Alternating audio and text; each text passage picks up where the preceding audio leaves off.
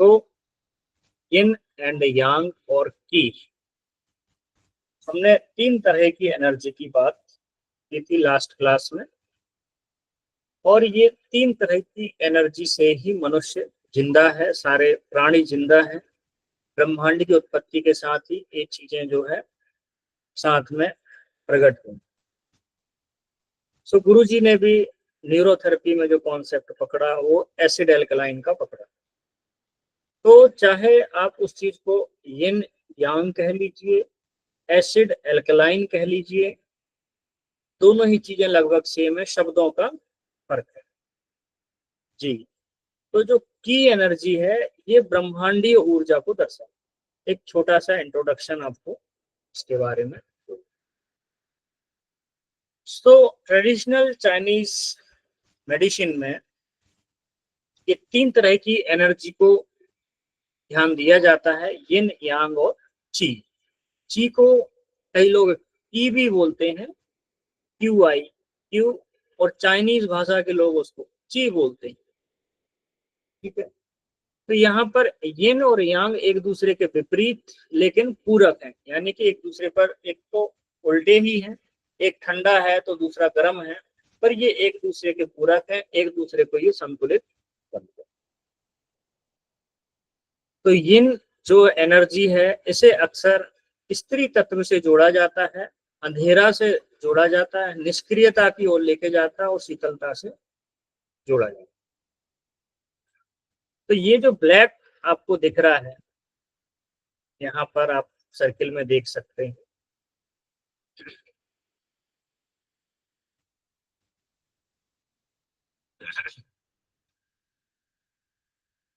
तो ये जो ब्लैक पोर्शन है एनर्जी का, ये दिखाता है यिन एनर्जी को। यिन एनर्जी जो अंधकार से संबंधित है, जो स्त्री तत्व से संबंधित, जो नकारात्मकता से संबंधित है, और जो ठंडे यानी कि कूलनेस से संबंधित है, ठीक। अब यहाँ पर आप देखेंगे व्हाइट जो है पोर्शन में, जो व्हाइट पोर्शन है ये यांग एनर्जी को दिखाता है। और इन दोनों में तो जो यांग एनर्जी है ये पुरुष एनर्जी बोली जाती है, पुरुष तत्व इसको डिनोट किया जाता है, और इसका संबंध सूर्य से है। यिन एनर्जी का संबंध चंद्रमा से है, एक ठंडा है तो दूसरा गर्म, इस तरीके से। तो ये एक दूसरे को संतुलित करते हैं। अब यहाँ पर देखिए ये डॉट भी है, ब्लैक के अंदर व्हाइट है और व्हाइट के अंदर ब्लैक, यानी एक दूसरे के ये पूरक है। इसमें भी कुछ, तो जैसे हमारे हिंदू शास्त्रों में आपको देखने को मिलता है अर्धनारीश्वर भगवान शंकर, तो ये भी जो है शरीर में दोनों एनर्जी हमारी बॉडी में है। एक पुरुष के अंदर भी स्त्री तत्व मौजूद है और स्त्री के अंदर भी पुरुष तत्व मौजूद है।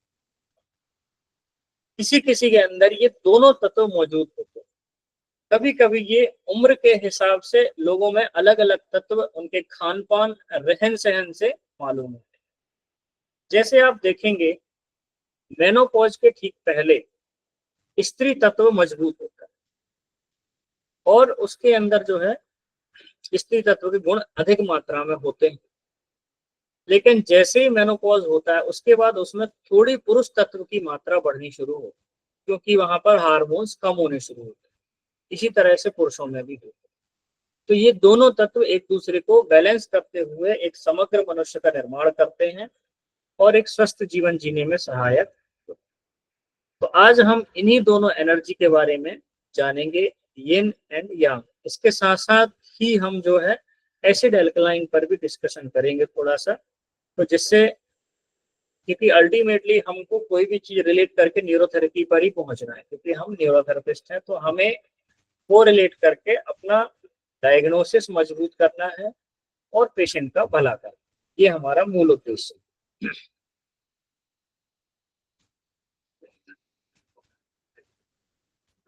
और जो की एनर्जी है ये ब्रह्मांडीय ऊर्जा को दिखाता है, जो कि हमें जीवित और निर्जीव चीजों में यह मौजूद है, ये जीवन के लिए आवश्यक है।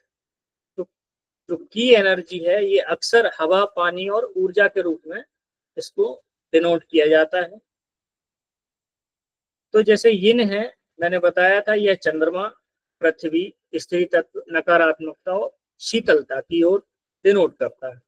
यांग एनर्जी जो है सूर्य, आकाश, पुरुष तत्व सकारात्मकता, उष्णता यानी गर्मी को डिनोट करता है। और की जो है हमारी सांस, रक्त और हमारी एनर्जी कैसी है, हमारी प्राण ऊर्जा कैसी है, उसको ये दर्शाता है। तो सबसे पहले हम देखेंगे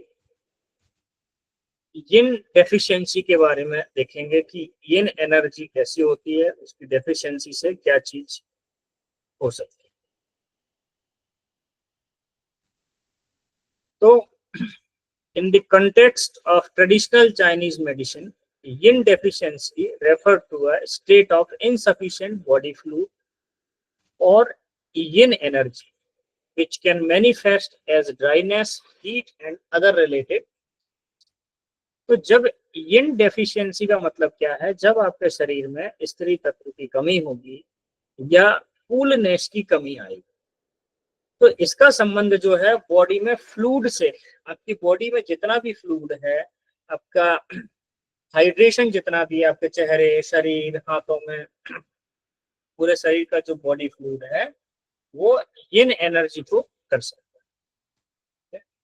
तो जब यिन डेफिशिएंसी बोला जा रहा है, मतलब कि इस एनर्जी की कमी से क्या होगा, फ्लूइड कम हो जाएगा,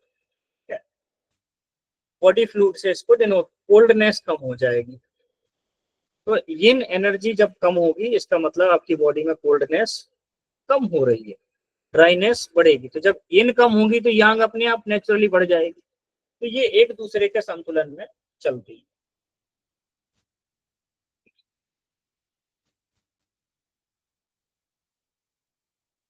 तो ये बॉडी का फंडामेंटल फ्लूइड सिस्टम जो है, उसमें आपका ब्लड है, blood and essence as well as body's cooling, nourishing and structural aspect इसमें देखा।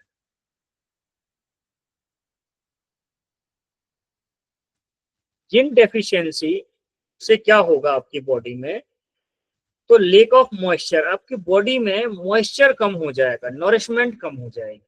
और सिम्टम्स लाइक कैसे होंगे, dryness of the mouth, throat, eyes and skin as well as other sign of internal heat.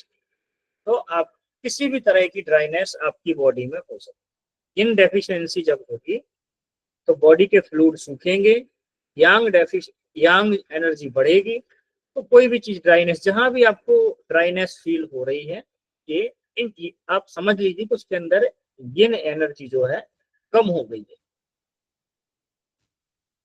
आगे बढ़ते हैं। अब इसके सिम्टम्स क्या होंगे, लक्षण क्या देखने को मिलेंगे।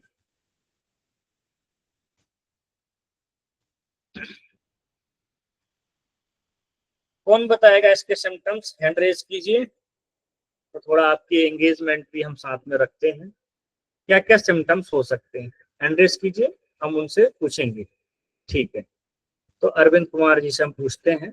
मैं माइक्रोफोन ऑन करता हूँ, फिर हम आगे बढ़ेंगे। जी अरविंद कुमार जी बताइए, क्या सिम्टम्स होंगे इसके। नमस्कार, हरिओम सर। नमस्कार सभी को। नमस्कार जी, हाँ जी बोलिए। इसकी वजह से बॉडी पेन हो सकता है, गैस्ट्राइटिस हो सकता है, जॉइंट पेन हो सकता है, और बैक पेन, सर्वाइकल, सिर दर्द। तो सभी जो यानी कि जो फ्लूइड की कमी की वजह से, या फिर जो अपने गैस्ट्राइटिस से रिलेटेड संभवतः आपने जो ऐसे बताया, तो उसके अनुसार ये सिम्टम्स देखने को मिल सकते हैं। ओके ठीक है, और कोई ट्राई करेंगे, अपना हैंड रेज कीजिए, उसके बाद मैं बोलूंगा, फिर आप जो है नंबर। हाँ जी पूजा जी आप बोलिए। सर हॉट फ्लैशेस आ सकते हैं, हेडेक हो सकता है, स्वेटिंग हो सकती है बॉडी में जब गर्मी बढ़ जाती है। वेरी गुड, ओके और कोई ट्राई करेंगे। हाँ जी मलिक जी आप बोलिए, दुआ मलिक जी, हाँ जी बोलिए। सर एसिडिक जितनी भी बीमारियां हैं वो इससे हो सकती हैं, जैसे जैसे थायराइड है या पाइल्स की है, ये सारी एसिडिक बीमारी है ना। ठीक है। एक सबसे सिंपल एक सिम्टम्स है जो हर कोई अपने अंदर महसूस करता है। हाँ जी अनीता जी आप बोलिए। सर बॉडी जो है वो ढीली ढीली हो जाएगी, उससे भी हम अंदाजा लगा सकते हैं कि शरीर में हीट बढ़ गई है। हाँ, देखो बहुत अच्छा आप लोगों ने ट्राई किया, बहुत ही बढ़िया। हाँ उदय सिंह जी आप बोलिए। उदय सिंह मलिक जी। सर एक तो हील क्रैकिंग हो जाएगी।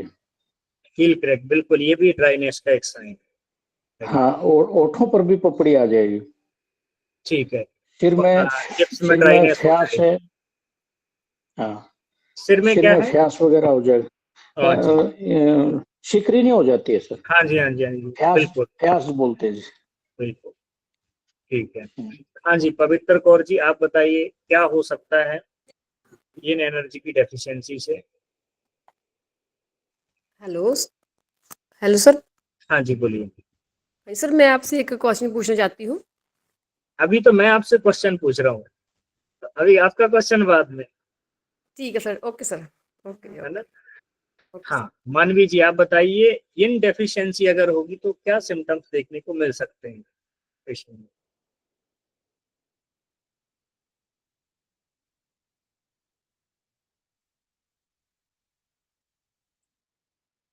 हाँ सुमन जी आप बताइए। सर सबसे पहले तो जो अपनी थेरेपी में अपने देखते हैं कॉन्स्टिपेशन, जी सबसे पहले तो कॉन्स्टिपेशन ही होगा, हाँ स्किन डिजीज, सारी चीजें, पर मेन अपना जो लेके चलते हैं कॉन्स्टिपेशन, स्टमक में हीट। बिल्कुल ठीक है। एंड रूबी गर्ग जी आप बताइए। हरिओम सर। हाँ जी बोलिए जी। सर एक तो जैसे ज्यादा ड्राइनेस होगी तो उसमें हमारी जो डैंड्रफ होगी हेयर में, जी और जब हमें कॉन्स्टिपेशन होगा तो उसकी वजह से हमें हमारी जो बॉडी है वो लेनीनेस ज्यादा आएगी उसके अंदर। ठीक है। रीटा जी आप बताइए। Hello sir, good evening. Good evening madam. Sir ये सारी चीजें मेरे साथ हुई है अभी अभी रिसेंटली। तो अच्छा मेरे हेयर फॉल से शुरू हुआ, यूडीएफ शुरू हुआ, लिप्स पे कट्स हुए, हम्म टंग में भी आगे कट्स आए। तो हेयर ठीक। फॉल मेरा बहुत हुआ सर, और स्किन में ड्राइनेस इतनी ज्यादा कि जी अभी तक है वो। तो मैं ट्रीटमेंट से ही इसे ठीक कर रही हूँ सर। ट्रीटमेंट में ही और साथ में डाइट भी लेनी है, बॉडी फ्लूइड बैलेंस कीजिए अपना। हाँ जी ठीक है सर, वो मैं कर रही हूँ सर। हाँ वो थैंक चीज यू। कीजिए, अपने आप जैसे एनर्जी बैलेंस होगी आप ठीक होना शुरू हो जाएंगे। जी सर जी। थैंक चलिए यू सर। सभी ने बहुत अच्छा बताया। अभी मैं आपको थोड़ा सा बताऊंगा, सभी के हाथ में डाउन कर देता हूँ। तो अभी मैं माइक्रोफोन ऑफ नहीं कर रहा हूँ, सब लोग अपना ऑफ ही रखिए, जब मैं बोलूंगा तो फिर आप ऑन करके बोल मैं सकते। रहेगी ना सर? हाँ मैंने आपसे पूछा था, आप आए नहीं। ओ सॉरी सर। जी बताइए। हाँ सर एसिडिक बॉडी होने से सबसे फर्स्ट तो मसल्स बहुत ज्यादा लूज हो जाते हैं। हम्म, उस वजह से अभी के जो रेशो है ना सर, फीमेल्स में सबसे ज्यादा रेशो आ रहा है हर्निया का। हर्निया जी। And skin and hair regarding तो बहुत सारे इश्यूज होते ही हैं, बट अभी हम्म, इंटरनली जो मसल्स लूज होने के कारण, जो एसिड बढ़ने के कारण मसल्स लूज एंड हर्निया का इशू बहुत ज्यादा आ रहा है सर फीमेल्स में। ठीक है। हाँ जी सर, चलिए बहुत थैंक बढ़िया। यू। अब मैं आपको सबसे सिंपल सिम्टम्स दिखाऊंगा। आप सोचेंगे ये तो सभी को होता है। सबसे पहला आपको थर्स्ट, प्यास की फीलिंग ज्यादा लगेगी जब आपकी बॉडी में हीट बढ़ेगी ना, सबसे ज्यादा आपको प्यास लगेगी। फिर है ड्राइनेस आएगी आपके मुंह में, गले में, आइस में और स्किन में, ये सभी जगह आपको ड्राइनेस लगेगी। थर्स्ट होगी, प्यास हो गया, कॉन्स्टिपेशन हो सकता है। फिर उसको ओरल अल्सर हो सकते हैं, मुंह में अल्सर हो सकते हैं। ठीक, इरिटेबिलिटी, उसका इरिटेशन होगी उसकी बॉडी में। ठीक, नाइट स्वेट, रात को जो है उसको पसीना आ सकता है। आफ्टरनून में फीवर हो सकता है, दोपहर के समय जीभ उसकी लाल होगी और पतली होगी। फिर उसकी जो पल्स रेट है वो हाई रहेगी, रैपिड पल्स होगी। फिर burning sensation in palms and soles, उसके हाथों में और पैर के पंजों में जलन होगी, डिजीनेस आएगा उसको, और नींद ना आना, पल्पिटेशंस होंगे, और लो एनर्जी फील कर। ठीक है, तो ये कुछ सिम्टम्स आपको देखने को मिलेंगे। फिर से एक और बार रिपीट करता हूं। सबसे पहले गला सूखेगा या थर्स्ट फील होगा, dryness in mouth, throat, eyes, skin, constipation, oral ulcer, irritability, night sweat, afternoon fever, red tongue और पतली जीभ होगी, रैपिड पल्स होगी, burning sensation in palms and sole, dizziness, insomnia, palpitation, low energy, hair dryness, ये सब चीजें आएंगी उसमें। वैसे तो अगर हम बीमारियों के नाम लेंगे तो कम से कम 100 बीमारियां निकलेंगी जो एसिडिक से रिलेटेड है। ठीक है, वैसे गुरुजी ने पहले ही लिख दिया है कि 85% डिजीज जो है वो एसिडिक ही है। तो ये कुछ कॉमन चीजें आपको देखने को लोगों में मिल सकती है, जिनसे आप एक अंदाजा लगाएंगे कि इनके अंदर यिन एनर्जी जो है वो कम हो गई है, बॉडी फ्लूइड सूख गए। ठीक, अब इसके कॉज क्या क्या है, तो कौन बताएगा इसके कॉज क्या क्या है? अपना हैंड रेस कीजिए, फिर मैं उसका नाम लूंगा तो उनसे फिर पूछा जाएगा।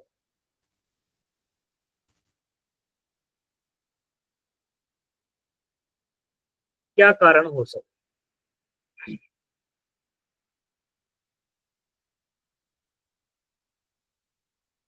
हाँ जी, अरविंद जी बताइए।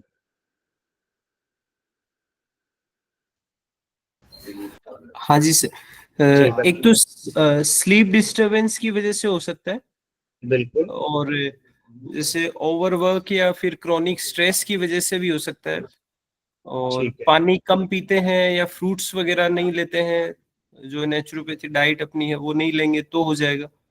जी बिल्कुल बूढ़े हो जाते हैं तो हो जाता है। ठीक है, बिल्कुल बुखार तेज आ गया तो भी हो सकता है। बिल्कुल, वेरी गुड, हाँ, नींद वगैरह नहीं आई तो हो जाएगा उनको। सही है, ठीक है, thank you sir. Okay. Ruby Garg ji आप बताइए क्या कॉज हो सकते हैं? सर सबसे पहले तो है कि सबसे पानी की कमी, बिल्कुल, अगर बॉडी में पानी की कमी होगी तो हमारा एसिड बढ़ जाएगा। जी दूसरा जो हमारा खान पान है, जिसमें हम रसेदार सब्जियां कम लेते हैं जी, सही है, जी। और हमारा जो डेली रूटीन होता है कि हमारा जो सोना और उठना है वो भी एसिड को बढ़ाने में काम करता है। बिल्कुल सही है, बिल्कुल सही, ठीक है, ओके। हाँ जी, पूजा जी आप बताइए। सर डेफिशिएंसी जो हम डाइट लेते हैं उसमें भी डेफिशिएंसी होती है, जैसे किसी प्रॉपर न्यूट्रिशन ना लेना और लिक्विड चीजों का जैसे रसेदार वाली चीजों का या जूसेस का प्रयोग, फ्रूट्स का प्रयोग ना करना, जिससे बिल्कुल, डेफिशिएंसी हो जाती है बॉडी में। हाँ जी, सही है। रंजीत कौर जी आप जी बताइए। नमस्कार सर जी। हालांकि नमस्कार जी, सभी ने बता ही दिया है सर ये आंसर वैसे तो, क्योंकि जी ये एसिडिक बॉडी के कारण सबसे पहले सर हमारा पानी ही है और हमारा दिनचर्या ही सबसे बेस्ट रहता है सर, जो हमारे एसिडिक बॉडी बनाने का काम करता है। तो दिनचर्या बेस्ट रहेगा तो हमारा सर, जैसे कहा जाता है ना कि पेट सफा तो सब रोग दफा, यानी सर जी पेट से ही होकर के एसिडिक हमारा तभी बनता है सर जब हम, यानी दिनचर्या हमारा गलत रहेगा, हम खान पान गलत करेंगे तो सर वैसे तो ये सब प्रॉब्लम्स आएगी ही आएगी। अच्छा, ऑक्सीजन का भी कोई रोल है क्या? सर ऑक्सीजन का सर ऐसी है ना सर, हम ऑक्सीजन तो लेंगे कैसे सर, अब दिनचर्या ही हमारा गलत रहेगा सर तो ऑक्सीजन कहाँ से हमको प्रॉपर मिल पाएगी। तो अगर ऑक्सीजन आपकी बॉडी में कम होगी तो कार्बन जी डाइऑक्साइड बढ़ेगी, और कार्बन जी डाइऑक्साइड जो है ब्लड को एसिडिक करने में अपना रोल प्ले करेगी। जी जी जी। हाँ जी, उदय सिंह जी आप बताइए। आलसी जीवन शैली है सर, मेन चीज जी तो इसमें। हाँ जी, पवित्र जी टाइम से आप उठना नहीं, टाइम से हाँ खाना जी, नहीं, पीना नहीं। बिल्कुल, नहीं, डाइट तो घर के पूरी देते हैं, लेकिन वो टाइम से खाता ही नहीं तो क्या करेंगे? हाँ सही है, ये आजकल के यूथ की तो समस्या है। सबसे ज्यादा सर। हाँ जी, पवित्र जी आप बताइए, फिर हम आगे बढ़ेंगे।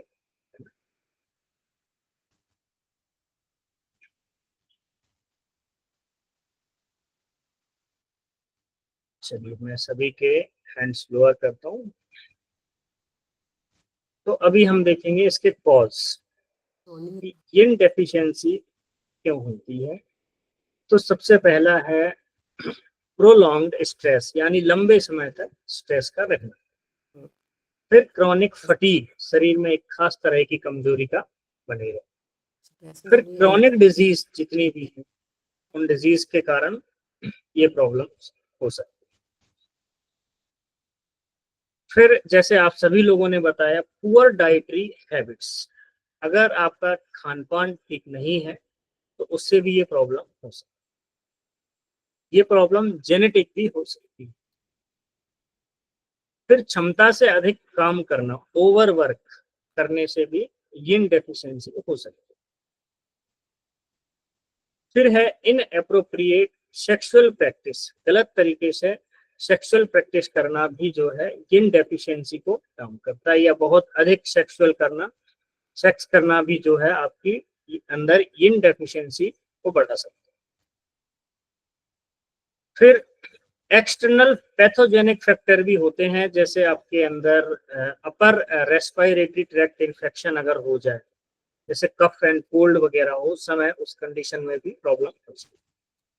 फिर मिसकैरेज जिनको होता है उनके अंदर भी यिन डेफिशिएंसी हो सकती है, जैसे मिसकैरेज के दौरान बहुत अधिक ब्लीडिंग हो जाए तो इससे बॉडी के फ्लूइड बाहर निकल जाते हैं, जिसके कारण भी यिन डेफिशिएंसी हो सकती है। फिर फियर एंड सैडनेस, जिन लोगों के अंदर किसी भी तरह का भय है, डर है और दुख है जीवन में, ये आपके जो है एनर्जी को इम्बैलेंस करता है। तो ये कुछ कारण हैं, बाकी के आप लोगों ने और भी बताया, जैसे अगर हम प्राणायाम नहीं करते या बराबर अच्छे हवादार एरिया में नहीं रहते तो ये भी एक कारण बनेगा यिन डेफिशिएंसी का। साथ में जो है की एनर्जी भी कम रहेगी उस व्यक्ति की। पानी अगर कम पिएंगे तो उससे भी जो है यिन डेफिशिएंसी हो जाएगी। अगर हम रसदार फल का सेवन नहीं करते हैं तो भी ये चीज हो सकती है। बाकी समय पर सोना, समय पर उठना, समय पर खाना, ये बहुत जरूरी है। तो ये हो गए कॉज, हमने सिम्टम्स देख लिए, कॉज देख लिए। अब हम आगे बढ़ते हैं।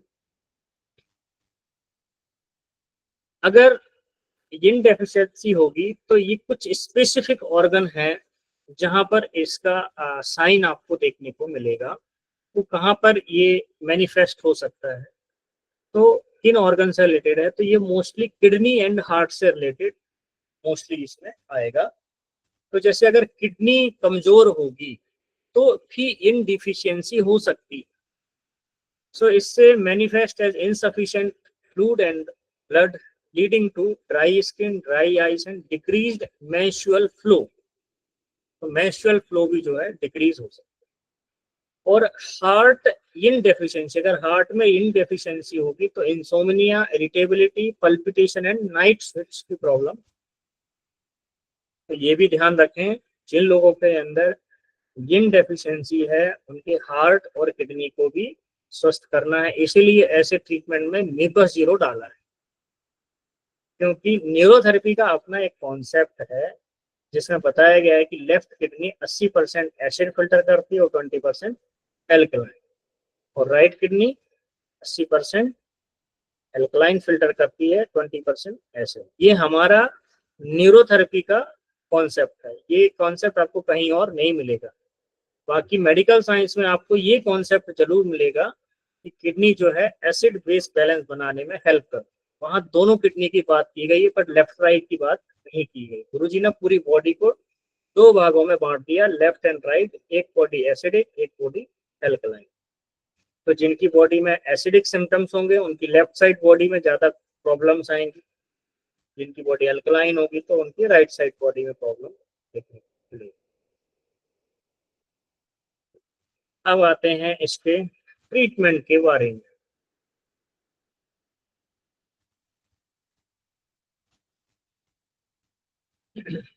तो यिन डेफिशिएंसी है, सिम्टम्स आपने बता दिए, कारण आपने बता दिए। अब ट्रीटमेंट कैसे करेंगे, कौन बताएगा ट्रीटमेंट के बारे में? हैंड रेज कीजिए, फिर उनसे हम पूछेंगे। हाँ जी पूजा जी, आप बताइए ट्रीटमेंट क्या होगा। इसमें सभी तरह का ट्रीटमेंट इंक्लूडेड है, न्यूरोथेरेपी का भी, और भी जो चीज आपको नॉलेज है वो आप बता सकते हो। हाँ जी बताइए सर पूजा जी। जी सर न्यूरोथेरेपी के बेस में देखें तो सबसे पहले तो डाइजेशन ही ठीक करना पड़ेगा, जी। ताकि जैसे नॉर्मल है। अच्छा, ऑक्सीजन की जैसे आपने बताया कि डेफिशिएंसी हो जाती है, तो उसमें ऑक्सीजन ट्रीटमेंट भी दे सकते हैं। जी तो डाइजेस्टिव सिस्टम को सबसे पहले हमें ठीक करना है, वेरी उससे गुड। काफी फर्क पड़ जाता है एसिडिक बॉडी जो होती है उसको नॉर्मल करने के लिए। जी ठीक है। हाँ जी रंजीत जी आप बताइए। आप- हाँ सर जी, पूजा दीदी ने तो बता ही दिया है, हाँ डाइजेशन जी। सबसे बेस्ट है सर। जी और सही है सर, इसमें नॉर्मल अजनॉर्मल तो लगेगा ही सर। अपने ठीक है। को यानी कि एसिड को ठीक करना है तो एसिडिक वाली जो भी मैंने इसमें है पॉइंट्स अपने को वो तो देना ही पड़ेगा सर। और मेन तो डाइजेशन को ही सबसे बेस्ट पहले अपन ठीक करेंगे तो ऑटोमेटिकली बाकी सब डिसीजेस अपन ठीक कर सकते हैं। बिल्कुल। हाँ जी मानवी जी आप बताइए क्या ट्रीटमेंट देंगे हम।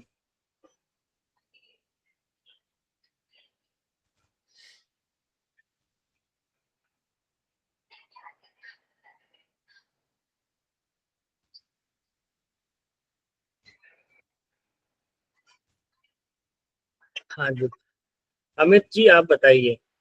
मानवी जी ने हैंड रेस तो किया है। सर मैं बोलती जा रही थी बट मैंने ये ऑन नहीं करा। Sorry sorry. जी जी मैं बोलिए। कह रही थी सर, सबसे पहले हमने ना पेशेंट का रूटीन, उनके खाने पीने का, उनके उठने बैठने सोने एंड वर्किंग का पूरा शेड्यूल पता होना चाहिए, ठीक है। बिल्कुल। और न्यूरोथेरेपी का अगर ट्रीटमेंट ले रहे तो जैसा कि मैं अभी तक पेशेंट को थेरेपी देते आई हूँ, तो मेरा उनको फर्स्ट डे यही रहता है कि 70% मेहनत हम करेंगे, 30% आपका सपोर्ट चाहिए, बिल्कुल है ना। बिल्कुल। तो सर वो 30 और हमारा बाकी लोग 70, ऑफ रखिए अपना माइक, बाकी लोग ऑफ रखें, सिर्फ मानवी जी बोलिए।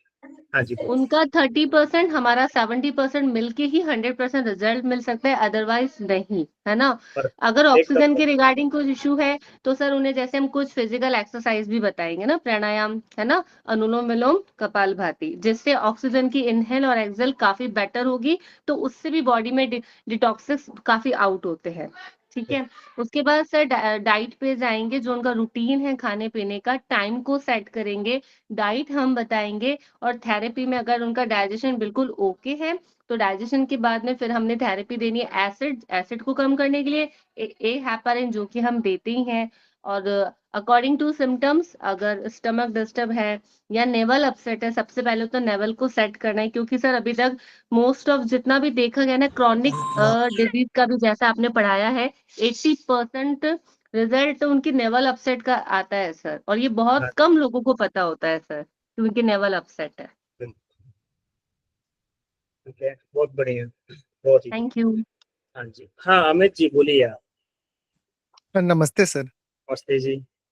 हाँ, इन्होंने अभी जो कह रही थी प्राणायाम के बारे में, जी इन्होंने बहुत अच्छा बताया। ये बहुत अच्छा है, ये मतलब कि बहुत इजीली ये सब कोई कर सकते हैं। एक जी तो उन्होंने बताया अनुलोम विलोम, वो तो सही है।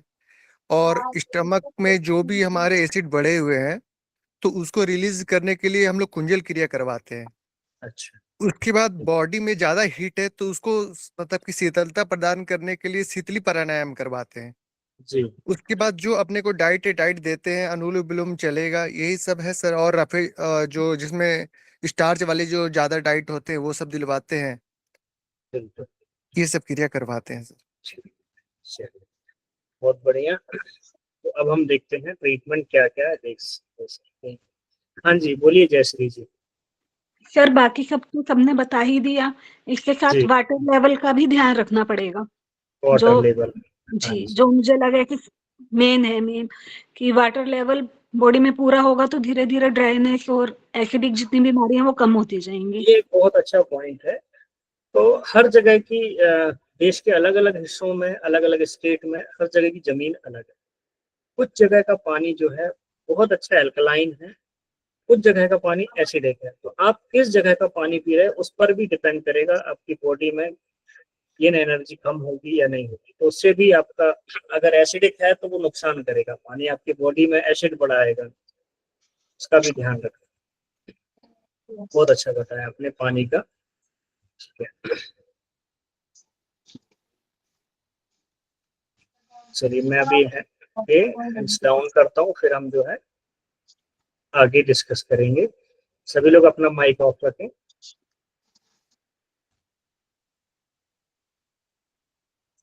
तो ट्रीटमेंट में जैसा कि अगर ब्रीदिंग पैटर्न ऐसा है जैसे वो किसी कमरे में बैठ के काम करना है, या आप ऐसी जगह पर रहते हैं जहाँ पर पेड़ पौधे नहीं है, बंद कमरे में रहना है, तो नेचुरली वहां पर ऑक्सीजन की कमी होगी। कार्बन डाइऑक्साइड के कंसंट्रेशन बढ़ने से कार्बोनिक एसिड बॉडी में बढ़ सकता है, जिससे जो एक तरह का ब्लड में एसिडोसिस की कंडीशन जनरेट हो सकती है। तो सबसे पहली चीज तो आपको ऑक्सीजन लेवल मेंटेन करना। दूसरा, बॉडी फ्लूइड की कमी से ये प्रॉब्लम्स आती है, तो बॉडी फ्लूइड मेंटेन करें।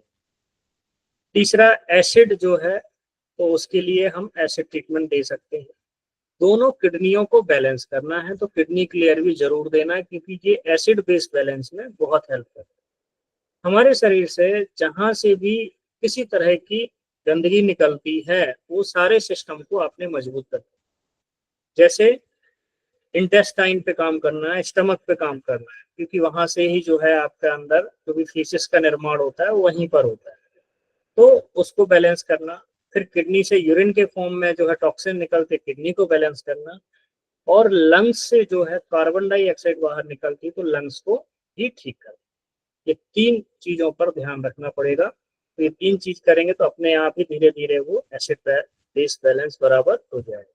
डाइट में एसिडिक चीजें कम खानी है और एल्कलाइन चीजें खाएंगे, तो बॉडी में इन डेफिशिएंसी जो हुई है, एसिड जो बढ़ गया है, तो अपने आप एल्कलाइन बढ़ना शुरू हो जाएगा। इससे जब बॉडी में एसिड बढ़ेगा तो कोई भी चीज डीजनरेट हो, तो जैसे ऑस्टियोपोरोसिस वगैरह है, कई जगह आपने सुना होगा कि डॉक्टर बोलते हैं कि इनकी हड्डियां तो जो है एकदम गल गई, या फिर जो है आप बोलेंगे कि इनकी हड्डियां एकदम चूरा चूरा हो गई। तो वो क्या है, एक तरह से डीजनरेशन है। सीवियर डीजनरेशन जब हो जाएगा तो हड्डियां एकदम भुरभुरी हो जाती है, टूट जाती हैं आसानी से, छोटी सी भी चोट लगती है। तो इसीलिए अक्सर आप देखेंगे कि जो बुजुर्ग लोग हैं वो थोड़ा सा ही गिरते हैं, उनकी हिप बोन टूट जाती है। तो एक तो वो एसिडिक है, ऊपर से उनको ऑस्टियोपोरोसिस हो गया उस वजह से, इसलिए जो है हड्डियां भी कमजोर होंगी, मसल तो लूज हो जाती है।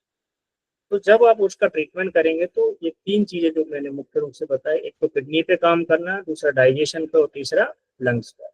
इन तीन चीजों को अगर आप ठीक कर देते हैं तो अपने आप जो है वो काम हो। इसके साथ साथ रिप्रोडक्टिव ऑर्गन पर भी ध्यान देना पड़ेगा, क्योंकि यूरिन के लिए आपको प्रोस्टेट ग्लैंड पर भी काम करना है और महिलाओं के यूट्रस पर आपको ध्यान देना है, तो उस पर भी आपको काम करना है किसी तरह की। अगर जैसे हैवी ब्लीडिंग है, जैसे हमने कॉज देखा, तो अगर किसी महिला को हैवी ब्लीडिंग हो रही तो उसका ट्रीटमेंट देके एसिड जब आप कम करेंगे तो अपने आप हैवी ब्लीडिंग कम हो जाएगी। तो जब बॉडी में इनडेफिशिएंसी यानी एसिड बढ़ेगा तो ब्लीडिंग बहुत ज्यादा होगी, और जब एल्कलाइन बढ़ेगा तो ब्लीडिंग कम हो जाएगी, और कभी कभी तो बंद ही हो जाती है। तो न्यूरोथेरेपी में जिनके बंद हो चुके हैं पीरियड, कुछ बच्चियां ऐसी हैं, तो उनमें हम क्या करते हैं, एल्कली के पॉइंट चेक करते हैं, तो उसका फिर हम दर्द निकालते हैं जिससे वो ठीक होती है। अब हम अदर ट्रीटमेंट के बारे में चर्चा करेंगे जो पीसीएम के तहत आते हैं। सो इसमें एक तो है डाइट थेरेपी में आप जो है ऐसी चीजें खाएंगे जो आपके एनर्जी को बैलेंस करें। सो उसमें नॉरिशिंग फूड, ऐसे फूड जिनमें प्रकृति ने पानी भरकर भेजा है, फ्लूइड भरकर भेजा है किसी को, वो चीज आप ज्यादा लें। जो nourishing foods help restore balance, तो उसमें कौन कौन से आ सकते हैं, जैसे कि चलिए आप लोग ही बताइए कौन कौन से फूड्स हैं जिनमें प्रकृति ने फल पानी भरकर भेजा है। हाँ जी बताइए, अमित जी आप बताइए। सर इसमें अभी जैसे बाकी सीजन लोग फल है, अपना माइक ऑफ रखें, है ना। तरबूजे हो गए, खरबूज हो गए, ककड़ी हो गए, खीरे हो गए, ये सब में वाटर रिच में बहुत ज्यादा रहता है अमाउंट में। ठीक तो है, ये सब अपने को ज्यादा से ज्यादा अभी लेना भी चाहिए, गर्मी का भी सीजन है, डिहाइड्रेशन नहीं होगा ये। बिल्कुल बिल्कुल ठीक है। हाँ जी अजीत कुमार जी आप बताइए। जी अजीत जी आप बताइए। मॉर्निंग में लेमन वाटर लेना चाहिए सर। Lemon water, okay. हाँ जी, मानवी जी आप बताइए। सर नींबू, खीरा, वाटरमेलन, मस्क मेलन एंड नारंगी, मौसमी ये बहुत और बहुत अच्छे से फ्रूट्स है जिसमें भरपूर पानी की मात्रा है, भरपूर। और तो सबसे ये बेस्ट सजेस्ट है। सबसे बेस्ट सर है ना, सबसे बेस्ट लस्सी, दही नहीं, क्योंकि दही की तासीर गर्म होती है और हाँ लस्सी जी, की तासीर ठंडी होती है। तो हमें दही नहीं सजेस्ट करेंगे, हम लस्सी सजेस्ट करेंगे, नमक वाली। ठीक है। ओके, हाँ जी रूबी जी आप बताइए।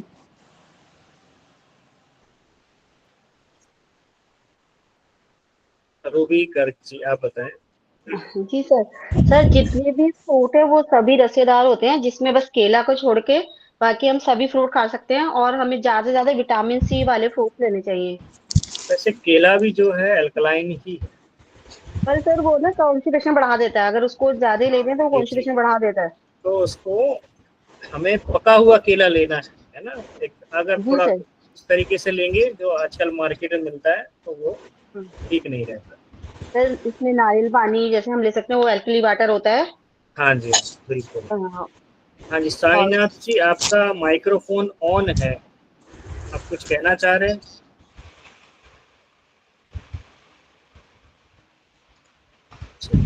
ऑफ कर दीजिए। सर हाँ जी बोलिए। कुछ बताना है, छोटा सा पॉइंट। हाँ हाँ जी बताइए। सर बनाना के लिए जो भी आपने बोला ना एल्कलाइन फूड है, और किसने बोला वो कॉन्स्टिपेशन बढ़ाता है। जी अगर बनाना खाने से किसी को कॉन्स्टिपेशन होता है ना, तो उसका एक वो है कि आप उसको उल्टा खाएंगे तो वो कॉन्स्टिपेटेड नहीं करेगा। हाँ बताइए, ये भी एक नई जानकारी है। हाँ सर, मैंने बहुत सारे पेशेंट को घर पे ट्राई किया है। अगर जी, कॉन्स्टिपेशन होता है तो बनाना उल्टा करके खिला देते हैं। तो जिस तरफ से उसका वो डंठल जुड़ा रहता है उस तरफ से खाना है। हाँ जी सर, और अगर लूज मोशन है तो सीधा खाओ, और अगर कॉन्स्टिपेशन है तो उल्टा करके खाओ। क्या सर बहुत होता अच्छा रिजल्ट देता है। है। बहुत बढ़िया, बहुत सर बढ़िया। सच्ची में, सच में। चलो ये ट्राई करेंगे, पेशेंट को बोलेंगे। बहुत अच्छे से ध्यान रखना, कॉन्स्टिपेशन है तो आप हाँ उसको जी। उल्टा छील के खाएंगे तो आपको रिजल्ट बहुत अच्छा मिलेगा, और अगर लूज मोशन है तो आप उसको सीधा खाइए। लूज मोशन है तो जैसा नॉर्मली खाते वैसा खा लो। हाँ जी, कॉन्स्टिपेशन है तो जहाँ डंठल लगा है वहां से खा ली। उल्टा छील के खाना है। हाँ जी ठीक है। अजीत कुमार जी आप बताइए, आप क्या कहना चाह रहे हैं? था सर। हाँ हाँ जी बताइए। जी जी जी। उसको मैंने जो कहा था सर, उसी उसके बाद हाथ ड्रॉप नहीं हुआ सर। क्या चीज? जो मैंने पहले कहा था वही नींबू पानी सर, उसी को हाँ लिए। हाँ ओके हाँ। ओके ठीक। हाँ जी उदय सिंह जी आप बताइए। सर केले का बहुत ही विचित्र इतिहास है। जी उसको एक ही साथ भी खाते हैं लोग। दूसरा, 7 महीने की जो प्रेग्नेंट महिला थी उसको कब्जी थी कि वो 3-4 दिन के बाद में जो है डॉक्टर ही मल निकालता था, लेकिन ओके, उसको केला छिलके के साथ खिलाया। छिलके सहित, ओके। छिलके सहित केला खिलाया उसको, और पका वो हुआ बच्चा या भी कच्चा? नॉर्मल पका हुआ, और बच्चा नॉर्मल डिलीवरी में और बिल्कुल हेल्दी हुआ। बहुत बढ़िया, बहुत ही बढ़िया। ठीक है, चलिए अभी मैं सबके हैंड्स डाउन करता हूँ, फिर हम इसमें देखते हैं। सो इसमें देखिए आ जाएंगे आपके cucumber, watermelon, muskmelon, pears, apples, banana, मौसम्बी, संतरे, ये सभी चीजें जो भी फ्लूड वाली चीजें, ये कूलिंग एंड हाइड्रेटिंग फूड्स के अंदर इनको डाला। फिर इसमें जो सब्जियां भी हैं जो आप पेशेंट को सजेस्ट कर सकते हैं, जैसे कि वाटर गार्ड, रिच गार्ड, ये सब्जियां, फिर कद्दू है, पम्पकिन वगैरह है, परवल है, ये सभी चीजों में काफी हद तक हाइड्रेटिंग एजेंट के तौर पर पानी होता है। या ऐसी सब्जियां जो बनाने में अपना पानी छोड़ देती हैं, क्योंकि जब उसमें नमक पड़ता है तो पानी को छोड़ देती है। तो ऐसी सब्जियां खाएं जिनमें कि पानी काफी मात्रा में होता है, ऐसे फ्रूट खाएं जिनमें पानी ज्यादा मात्रा में होता है। तो आपके अंदर ये एसिडिटी को कम करेंगे, एसिड को कम करेंगे, बॉडी को रीजनरेट करेंगे। लेकिन इस बात का भी ध्यान रखिएगा, अगर आपकी बॉडी में सर्दी जुकाम बार बार होता है, बॉडी कफ नेचर की है, तो इन चीजों को थोड़ा फिर आपको ध्यान रखते हुए यूज करना है। ठीक है, वो किसी अच्छे थेरेपिस्ट से सलाह लेके या किसी आयुर्वेदाचार्य से मिलके इन चीजों का प्रयोग करेंगे। तो ये चीजें, तो यिन डेफिशिएंसी के बारे में हमने फ्रूट्स भी देख लिए, सब्जियां भी देख ली, और क्या चीजें हैं। तो इसमें जो है चाय भी आती है। तो कुछ चाय है यहाँ पर गोजी बेरी टी, वो आप इसमें ले सकते हैं। आप नेट पे सर्च कर लीजिएगा, आपको मिल जाएगा। लिकोराइस टी, और ये इस तरह की चीजें हैं। अब इसमें क्या नहीं लेना है, तो जो नहीं लेना है वो ये चीजें, एक तो स्पाइसी चीजें नहीं लेनी है, फ्राइड नहीं लेनी है, एंड ओवरले प्रोसेस्ड फूड जितने भी हैं वो नहीं लेने हैं, अल्कोहल नहीं लेना है, एंड एक्सेसिव कैफीन नहीं लेना है, जिससे कि ये बॉडी में ड्राइनेस पैदा करें या एसिडिटी को बढ़ाएं, जिससे कि यिन एनर्जी की कमी। तो ये था इसका ट्रीटमेंट जो हमने अभी। चाइनीज हर्बल मेडिसिन में इसके लिए कुछ अलग अलग चीजें होती हैं। तो वो लोग क्या करते हैं, इसमें कूलिंग एजेंट के तौर पे जो है इसमें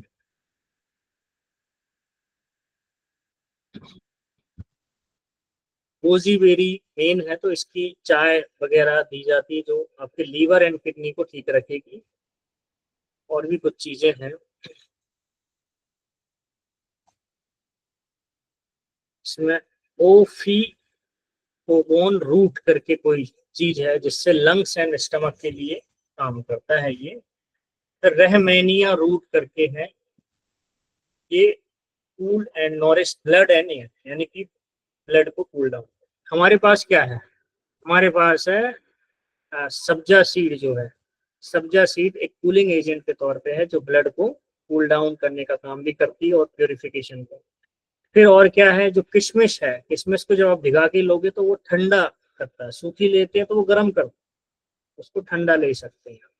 रात को भिगा दीजिए धोकर एक कटोरी में, सुबह उठ के उसका पानी पी लीजिए और उनको खाइए, तो वो भी जो है आपकी बॉडी से हीट को बाहर निकालो। पानी आपको ज्यादा पीना है, तो ये चीजें आप कर सकते हैं। तो ये हो गया यिन एनर्जी के बारे में। लाइफ स्टाइल में क्या एडजस्टमेंट करेंगे जिससे यिन एनर्जी जो है बैलेंस रहे या ठीक रहे। तो इसके लिए जो है, एक तो ओवर वर्किंग अवॉइड करें, एक्सेसिव स्ट्रेस, ठीक है, और स्टेइंग अप लेट, जो देर रात तक काम करते रहते हैं, वो चीज को थोड़ा सा। तो इसलिए अपनी जिंदगी में प्रायोरिटाइज रेस्ट, तो रेस्ट को, आराम को एक सही जगह दें और थोड़ा आराम जरूर करें। ऐसा दिन भर जो है लगे ना रहे, शरीर को आराम देना भी जरूरी है। फिर जेंटल एक्सरसाइज कर सकते हैं, ऐसी एक्सरसाइज जो आपके शरीर को आराम दे, जैसे योगा है, ताई ची है, कीगोंग है, इनको आप कर सकते हैं। ये ओवर हीटिंग को भी रिस्टोर कर। फिर हाइड्रेशन, तो drink warm water and herbal tease instead of dehydrating beverage. तो ऐसे बेवरेज नहीं लेना है जो आपकी बॉडी से डिहाइड्रेट करते हैं, ऐसी चीजें ले सकते हो। हल्का ल्यूक वार्म वाटर है, हर्बल टीज वगैरह आपको हेल्प करें। फिर emotional balance, so emotional balance के लिए meditation and breathing exercise help conserve your yin energy. तो ये आप कर सकते हैं। तो इसमें बहुत अच्छी ब्रीदिंग टेक्निक है जो यूज की जाती है। तो 4 के काउंट में आप सांस लीजिए, जैसे 4 तक अंदर रुकिए और फिर 4 में सांस छोड़ दीजिए। इसको आप 5 मिनट करेंगे। अब 5 मिनट में एकदम रिलैक्स महसूस करें। कभी आप स्ट्रेस में हो, इसको ट्राई करके देखिए, आपको रिजल्ट मिलेगा। नहीं, भस्त्रिका प्राणायाम करने से बॉडी में हीट बढ़ सकती है, ये मैंने खुद ऑब्जर्व किया है। भस्त्रिका है, कपालभाति है, ये बॉडी में आपके सूर्य तत्व को मजबूत करती हैं और हीट बढ़ाती हैं। तो जब भस्त्रिका और कपालभाति करनी हो तो उस समय मौसम ठंडा होना चाहिए, या तो आप जो है 6 बजे के पहले कर सकते हैं। हाँ, डीप ब्रीदिंग की जा सकती है, वो भी स्लोली डीप ब्रीदिंग कर सकते हैं। तो भस्त्रिका और कपालभाति के बारे में ये निर्देश जरूर ध्यान रखें। तो इनको जब प्राणायाम करेंगे या तो रात में कर सकते हैं आप, और उसके लिए खाने पीने का ध्यान रखिए, नहीं तो सुबह सुबह 4 बजे या 5 बजे उठ के करना। कुंभक की मुझे जानकारी नहीं है, तो वो मैं नहीं कह सकता उससे क्या होता है, पर उसमें जो है जो भी चीजें हैं वो कोई अच्छा योगाचारी बता सकता है कि उसका एसिड एल्कलाइन पर क्या फर्क पड़ता है। पर भस्त्रिका और कपालभाति का मुझे अनुभव है, और कई लोगों को जिनको मैंने देखा वो खूब कपालभाति भस्त्रिका करते थे, वो इतना सीवियर पाइल्स हुआ, ब्लीडिंग रुकती नहीं थी। जब मैंने उनका ये बंद कराया तब जाके वो ठीक है, और साथ में फिर ट्रीटमेंट। तो अगर कोई पेशेंट ऐसा मिलता है पाइल्स वाला या ब्लीडिंग वाला, या जिनकी बॉडी में हीट बढ़ी हुई है, तो उनको ये सब चीजें नहीं करनी। शीतली प्राणायाम करें, ये कर सकते हैं, चंद्रभेदी प्राणायाम ये कर सकते हैं, बाकी अपने ट्रीटमेंट।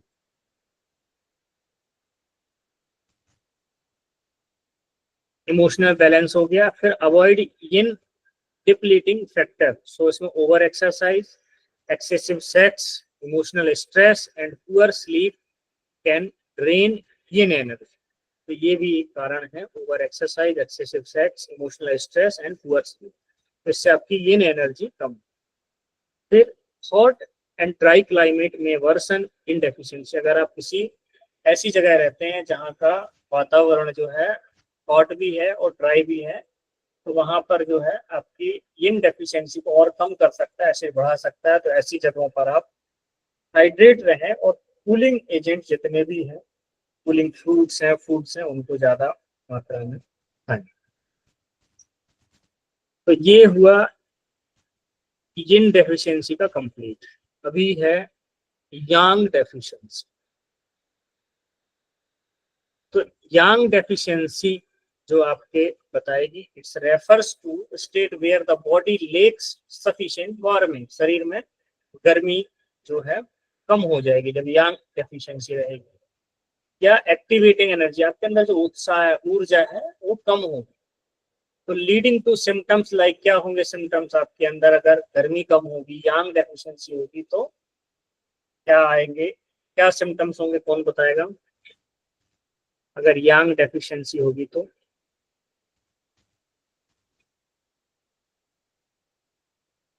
हैंड रेज कीजिए, फिर हम उनसे पूछेंगे। हाँ जी, इमरान जी आप बताइए। सर अगर यांग डिफिशिएंसी होगी तो इट मींस कि अल्कलाइन बढ़ रहा है बॉडी में जी, तो परफेक्ट, स्टिफनेस, ये सब चीजें होंगी जो अल्कलाइन से रिलेटेड चीजें हैं। ओके। हाँ और रंजीत जी, जो हाँ अभी जो कुछ दिन पहले वो पूछा जा रहा था कि मतलब फूड जो है उसमें एक ये भी था कि मतलब जो फ्रूट्स जो है फीके से मीठे हो रहे हैं वो आपके अल्कलाइन नेचर के हैं, और जो खट्टे से मीठे हो रहे हैं वो एसिडिक नेचर के होते हैं। ओके, ये भी एक बहुत बढ़िया जानकारी है। ये मुझको मेरे जो टीचर थे कुंदन सर, उन्होंने बताया था। अच्छा, बहुत बढ़िया, बहुत थैंक यू। ओके, सो इसमें क्या होगा, जो यांग एनर्जी है वो गर्मी का प्रतीक है, पुरुषत्व का प्रतीक है, लाइट का प्रतीक है, सूर्य का प्रतीक है। ठीक, ग्रुप में क्या सेंड करना है मानवी जी? सर जो अभी इन्होंने बताई ना वो इतनी अच्छी बात फ्रूट्स को लेके, वो वाली ना। हाँ इमरान जी आप डाल दीजिएगा ग्रुप में। ओके सर, डाल दे। ओके ठीक है। तो जो यांग एनर्जी है ये शरीर में ऊर्जा का प्रतीक है, पुरुषत्व का प्रतीक है, और उत्साह है, जो भी हमारे अंदर मेटाबॉलिज्म, तो मेटाबॉलिज्म जिसे हम कहते हैं, तो एक बीमारी होती है हाइपोथायराइडिज्म और हाइपरथायराइडिज्म। तो एक में जो है मेटाबॉलिज्म कम होता है और एक में मेटाबॉलिज्म हाई होता है। यहाँ भी आप दोनों में डिफरेंस देख सकते हैं। तो इसमें क्या होगा, अगर यांग डेफिशिएंसी होगी तो मेटाबॉलिज्म उसका जो है स्लो हो जाएगा। स्लो हो जाएगा तो उस आदमी को आलस्य आएगा, सैडनेस रहेगी, हमेशा मतलब एक जगह पड़े रहना, कोई एनर्जी नहीं, लो एनर्जी फील कर, ये सारे सिम्टम्स उसमें आएंगे। क्योंकि यांग एनर्जी प्रतीक है ऊर्जा का।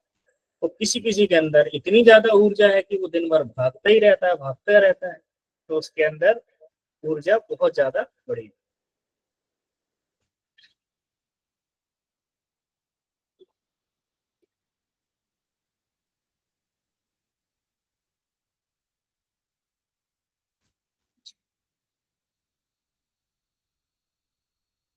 तो ये सब चीजें हैं। तो यहाँ पर हम जो है यांग एनर्जी की डेफिशिएंसी होने से बॉडी में एनर्जी लो रहेगी। सबसे पहली चीज क्या आएगी, एनर्जी लो रहेगी। और गर्मी जब कम होगी तो क्या बढ़ जाएगी, कोल्डनेस बढ़ेगी, फटीग रहेगी और मेटाबॉलिज्म डाउन हो जाएगा।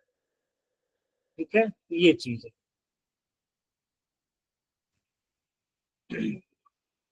तो इसमें और क्या होगा, तो जब यांग एनर्जी कम होगी तो बॉडी जो है, बॉडी को गर्म करने के लिए, मेंटेन करने के लिए बहुत ज्यादा स्ट्रगल करना पड़ेगा शरीर में गर्मी रखने के लिए। फिर खाना डाइजेस्ट नहीं होगा प्रॉपर, है ना, क्योंकि शरीर में गर्मी ही नहीं है उसको पचाने के लिए। एंड ब्लड का सर्कुलेशन भी नहीं होगा तेजी से। ठीक, तो ये प्रॉब्लम्स उसको आ सकती। अब हम आते हैं symptoms of Yang deficiency.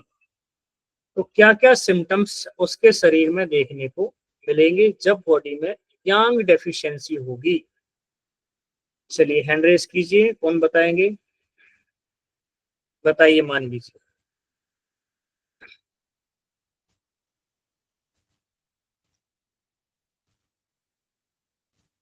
Hello. हाँ हाँ जी, बताइए। हाँ सर, मसल्स बहुत ज्यादा कड़क हो जाएंगे उसके।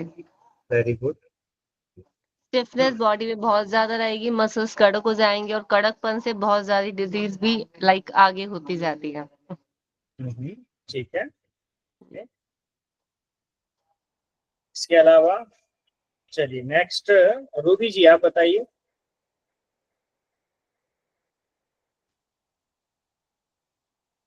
अनम्यूट कर लीजिए आप लोग। सर एक तो उनको कोल्ड कफ कोल्ड की शिकायत ज्यादा रहेगी, दूसरा उनको ना जो मोशन रहेंगे वो लूज रहेंगे। बिल्कुल सही है जी सर। ठीक है, रंजीत जी आप बताइए। सर इन्होंने बिल्कुल सही बोला सर, सर्द गर्म जो बोलते हैं ना सर, वो बहुत जल्दी इनको डेफिशिएंसी उसकी होगी। और ऐसे पेशेंट को sir loose motion and vomit भी बहुत होते हैं, क्योंकि उनकी बॉडी एकदम टाइट है, वीकनेस बहुत हो जाती है सर जल्दी इनको, ऐसे पेशेंट्स को। तो अल्कलाइन बहुत ज्यादा बढ़ जाता है। तो सर हम प्राणायाम में अगर देखा जाए तो हम सूर्य बेदी प्राणायाम कराते हैं इनको आप कराइए, कपालभाति कराइए, फायदा देगा, का भी फायदा देगा। जी, कपालभाति भी सर। हाँ इमरान जी आप बोलिए। सर ऐसे पेशेंट में जो माताएं बहनें उनको मेंसेस बहुत कम टाइम के लिए आते हैं, 1 या 2 दिन में किसी को तो बंद ही हो जाते हैं, किसी को बंद हो जाते हैं। जी सर। कुछ बाकी बच्चियों तो में लोगों तो ये देखने को मिला कि बंद ही हो जाता है। जी सर। तो बाकी जो लोगों ने बताया कि इनको रनिंग नोज वगैरह रहेगा, जिनको कफ एंड कोल्ड है उनको रनिंग नोज रहेगा। हाँ। और अल्कलाइन के ही सारे जो भी सिम्टम्स हैं वो सारे रहेंगे उनकी बॉडी। इम्यून सिस्टम कमजोर होगा, सुमन जी ने बताया। वेरी गुड, बहुत बढ़िया। हाँ जी अमित जी आप बताइए। हाँ सर, ऐसे लोगों को प्राणायाम में सबसे ज्यादा अग्निसार क्रिया भस्त्रिका प्राणायाम बहुत लाभप्रद होता है। दूसरी नंबर सर, ऐसे रोगियों में बॉडी में ब्लड सर्कुलेशन सही से नहीं हो पाता है। हाँ बिल्कुल। जिसके कारण सेंट्रल नर्वस सिस्टम में इश्यू आते हैं, जिसमें कोमा, पैरालिसिस, ये सब, और मतलब कि पार्किंसन, इस तरह के डिजीज ज्यादा पाए जाते हैं। और जितने घातक बीमारी होते हैं ज्यादातर एल्कलाइन इशू के कारण ही होते हैं। तो ये सब चीज बहुत ज्यादा ध्यान देने वाली बातें होती है, क्योंकि बॉडी हम लोग का जो ब्लड है वो 7.4 एल्कलाइन साइड ही है। अगर उससे थोड़ा सा भी आगे ज्यादा एल्कलाइन जाता है तो लोगों को डेथ भी हो सकती है। बिल्कुल तो ये जब ट्रीटमेंट अपने को देते हैं तो ये सब चीज का हम लोग को ज्यादा ध्यान देना चाहिए कि ज्यादा ऐसी ट्रीटमेंट ना दे दे। सही। ये सब चीजें है सर।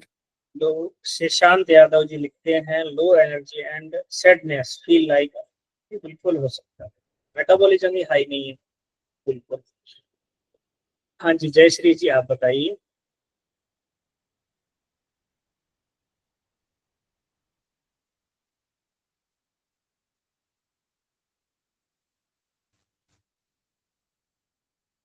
हो गया?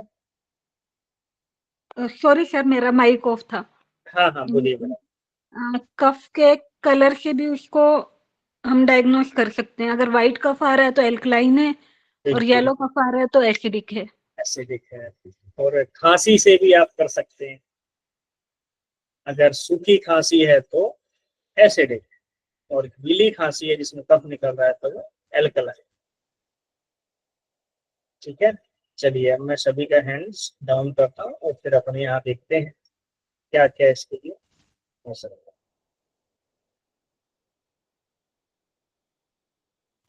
आवाज, हाँ जी सर बोलिए। एक मिनट सर, अगर बिना खांसी के ही अगर किसी को कफिंग का बहुत ज्यादा इशू बने तो हम क्या तो बोलेंगे? पहले उसका हमें तो अपना डायग्नोसिस देख, उसका एसिड एल्कलाइन चेक।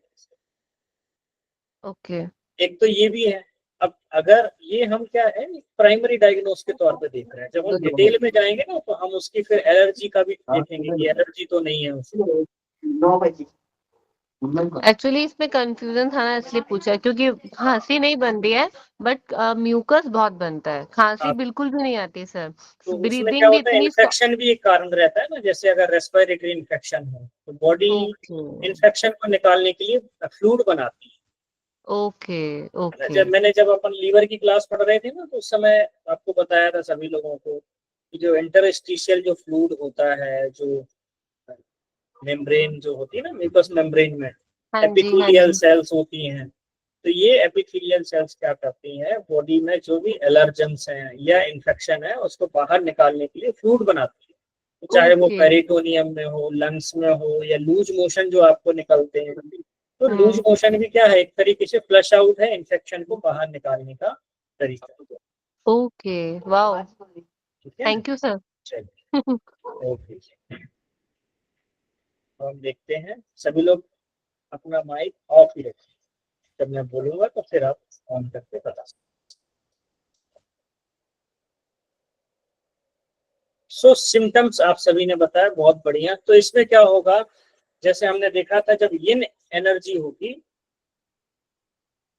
यिन एनर्जी कम होगी तो एसिड बढ़ेगा, और एसिड बढ़ेगा तो हाथ और पैर जो है गर्म रहे। तो यांग एनर्जी में ठीक इसका उल्टा होगा, हाथ और पैर ठंडे रहेंगे। तो आपने कई पेशेंटों के देखेंगे, आप उनसे हाथ मिलाएंगे तो उनके हाथ जो है एकदम ठंडे महसूस होंगे, आपको ठंडे रहेंगे, तो उसके अंदर गर्मी कम है, यांग एनर्जी कम हो गई है।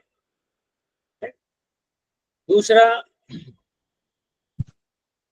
कोल्ड के प्रति, ठंडी के प्रति सेंसिटिविटी रहेगी, और जनरल फीलिंग ऑफ बीइंग को हमेशा उनको ठंडी लगेगी, पंखा नहीं सुहाएगा, एसी नहीं, एसी तो बहुत दूर की बात है, पंखा ही नहीं अच्छा लगेगा तो एसी का है ना। फटीग, एकदम फीलिंग टायर्ड एंड, लेकिन मोटिवेशन, जिंदगी में कोई मोटिवेशन नहीं।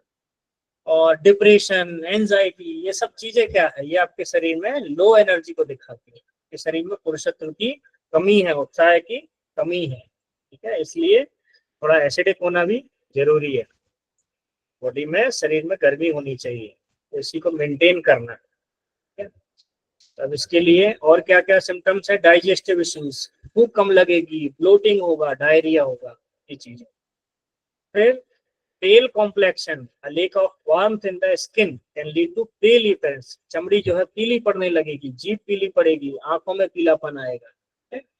फिर other symptoms, weakness, lethargy, and in some cases fertility problem, जो है गर्भ धारण नहीं कर सकती ऐसी महिलाएं।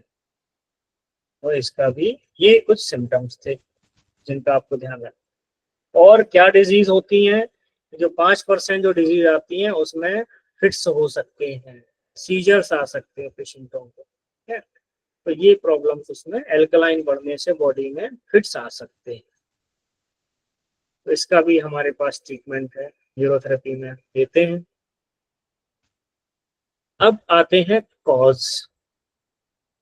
तो क्या कॉज होंगे इसके जिससे ये प्रॉब्लम आ सकती है?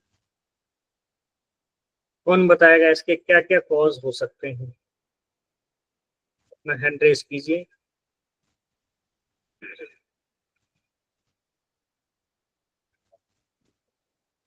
यांग एनर्जी के कम होने के क्या क्या कारण हो सकते हैं?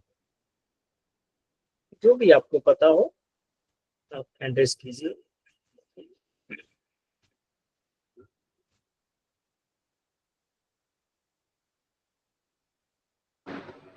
सर जेनेटिक हो सकता है, इन्वायरमेंट हो सकता है, खान पान उसका हो सकता है।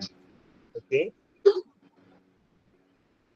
ठीक है, चलिए अपना माइक ऑफ कर लीजिए चंद्रशेखर जी। तो इसके कुछ कारण हैं।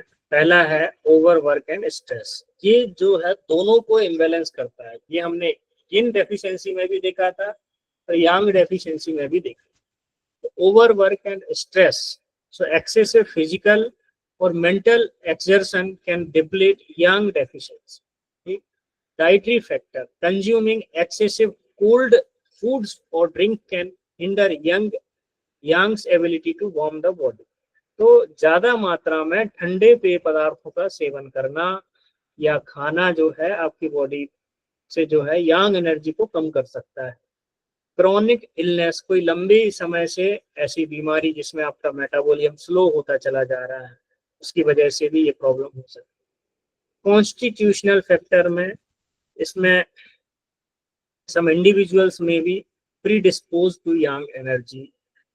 फिर आपका एटमॉस्फेयर, आप ऐसी जगह रहते हैं जो बहुत ज्यादा ठंडी है तो आपको शरीर में जो है ठंडक बढ़ने से बीमारियां आ सकती हैं। तो वहां आपको फिर गर्म रखने वाली चीजें पाई जाती है। जैसे कि फॉर एग्जाम्पल के तौर पे जब आप पहाड़ों में जाएंगे, हमारे बहुत सारे थेरेपिस्ट पहाड़ों में, तो वहां पर लहसुन का सूप पिया जाता है। तो लहसुन जो है बहुत गर्म होता है, वो शरीर को गर्म करता है और यांग एनर्जी को बढ़ाता है, शरीर को बढ़ाता है।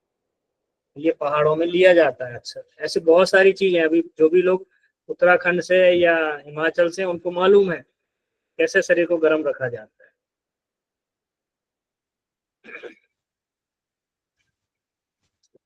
क्या अभी ट्रीटमेंट, चलिए ट्रीटमेंट में आप डाइट में बताइए क्या क्या डाइट ली जा सकती है शरीर को गर्म रखने के लिए। हैंड रेज कीजिए। हाँ जी रूबी जी बताइए।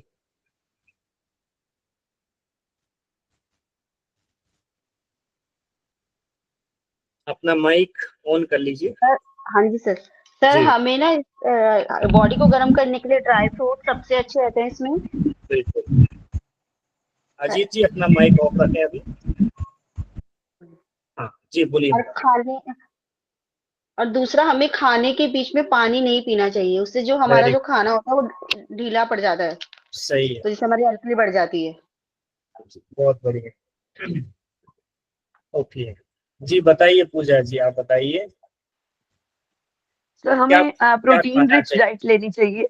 प्रोटीन रिच डाइट लेनी चाहिए, उसमें कार्बोहाइड्रेट्स भी ज्यादा अच्छे से होने चाहिए, तो बॉडी को अच्छे से फिर एनर्जी मिल जाती है, यांग एनर्जी। ठीक है, मानवी जी आप बताइए। सर हमें सबसे ज्यादा अदरक, हल्दी, ठीक है, और जो गरम मसालों में दालचीनी होती है ना सर, ड्राई फ्रूट्स तो बोल ही दिया किसी ने, और सर ग्रीन लीफी जो वेजिटेबल्स होती है ना उनमें, और गरम दूध हल्दी वाला। Perfect, thank you. ओके। जय गुरु जी, जय न्यूरोथेरेपी सर। हाँ जी बोलिए जी, आपका नाम क्या है? मेरा नाम संजय कुमार, लखनऊ से। हाँ जी बोलिए संजय जी। सर सबसे बेस्ट मेरे को अलसी लगती है। अगर अलसी हम खाई जाए शाम को गला के सुबह, जी तो बहुत अच्छा गर्मी देती है बॉडी के अंदर। बहुत बढ़िया। हाँ जी अमित जी आप बताइए जी, और बताइए जी। और एक इसके साथ में ले सकते हैं, जैसे अपना उसका मेथी का दाना भी है, अलग अलग करके 3 दिन ये खाइए 3 दिन वो खाइए, तो ये दोनों बहुत काम करते हैं सर। ये जो है आपने जो बताया ना, हाँ अलसी और ये क्या बोलते हैं, तिल, मेथी के दाने, सफेद मेथी तिल। के दाने, मेथी के हाँ, दाने। मेथी के दाने भी, सफेद तिल भी जो है बहुत अच्छा है, कैल्शियम हाँ का भी सफेद तिल सोर्स है भी। और हीट भी देता है। और इसके साथ में जो अपने हरियर के छिलके होते हैं सर, जी। हरियर की दाल के जो छिलके हैं वो उसमें सबसे ज्यादा कैल्शियम होता है। अच्छा जी। उसको भी अगर ले सकते हैं हम किसी में, जैसे आटे में वगैरह मिक्स करके, तो जी। बहुत ही फायदा होता है सर्दियों के टाइम। ओके। ओके, तो थैंक यू आई सर। हूँ पूछने के लिए तो कुछ नहीं करती।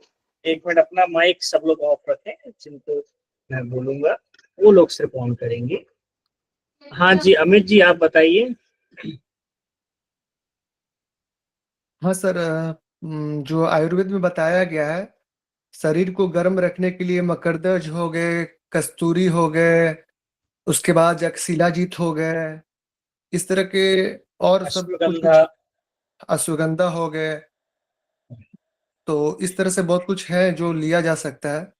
और बाद बाकी लोग उन्होंने बताया अलसी है, और आपने बताया वो तिल है, सफेद तिल है, किन्हों ने अदरक के बताया, उसमें अगर घी मिला के अगर ऐड करते हैं वो तो ज्यादा और लाभकारी होता है कफ वगैरह निकालने के लिए, और इम्यून सिस्टम को स्ट्रांग करने के लिए।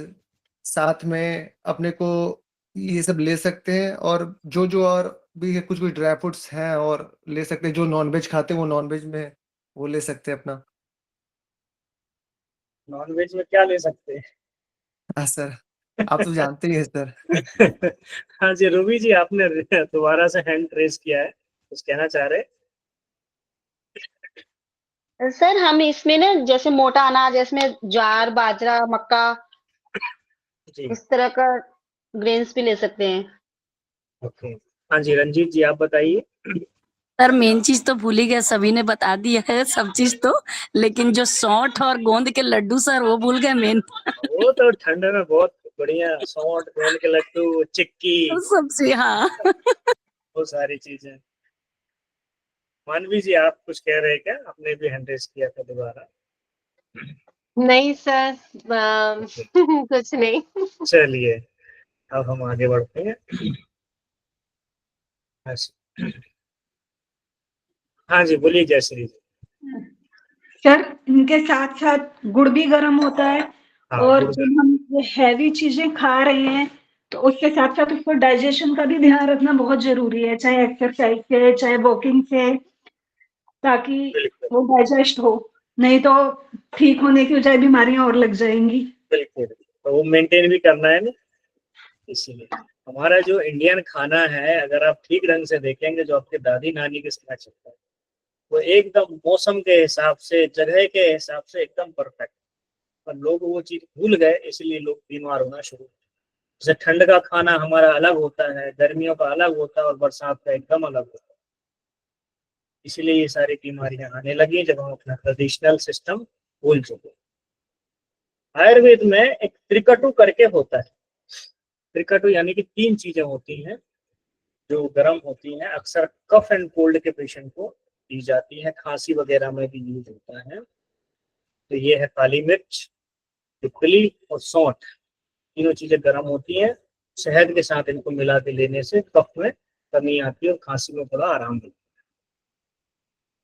चलिए बाकी अब हम देखते हैं। तो प्रोटीन में आप लेंगे लैम, बीफ, चिकन, बाकी अपने जो राजमा, छोले, चने वगैरह हैं, ये सब आप ले सकते हैं, पनीर है, ये सभी चीजें प्रोटीन के सोर्स में आ जाएंगी। मटर वगैरह है, चिकपीस वगैरह है।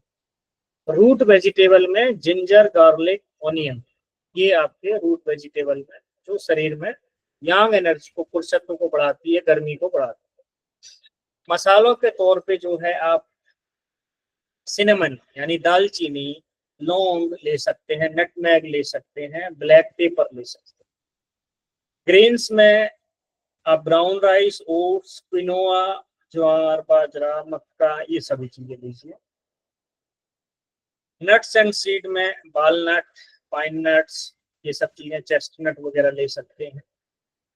हर्ब के तौर पे आप जो है इसमें अश्वगंधा है, गोजी बेरीज है, और मेथी वगैरह जो है वो ले सकते हैं।